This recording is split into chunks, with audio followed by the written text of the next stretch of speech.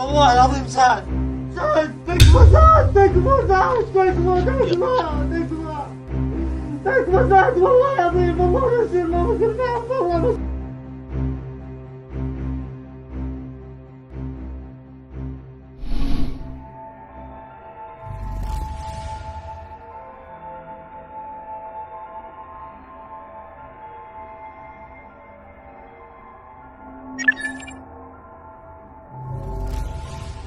فأكثر من 100 مليون شخص يعيشون تحت خط الفقر، أي ما يعادل ثلث عدد السكان، بينهم 40 مليونا يعانون عدم القدرة على تأمين الحد الأدنى من حاجاتهم اليومية.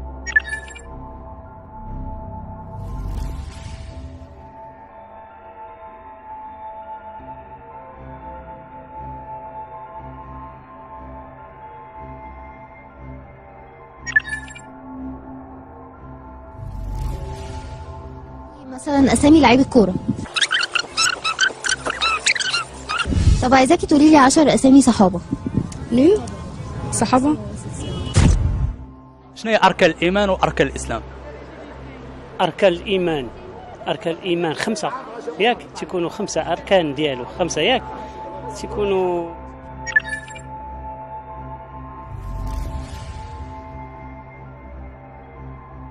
A new study published by the Brookings Institution analyzed thousands of ISIS-supporting Twitter accounts. As you can see on the chart, they found a rapid escalation in the number of accounts created each year.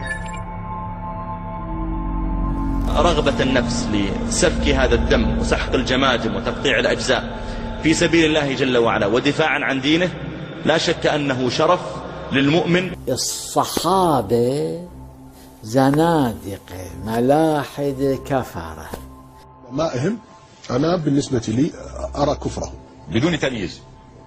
علمائهم. علي خير البشر فمن أبى فقد كفر.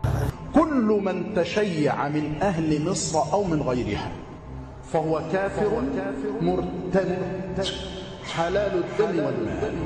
دمه يستوي مع دم الحنش ويستوي مع دم الفضل ويستوي مع دم البقر. ثم تعود خلافة على منهاج النبوة فنحن اليوم ننتظرها.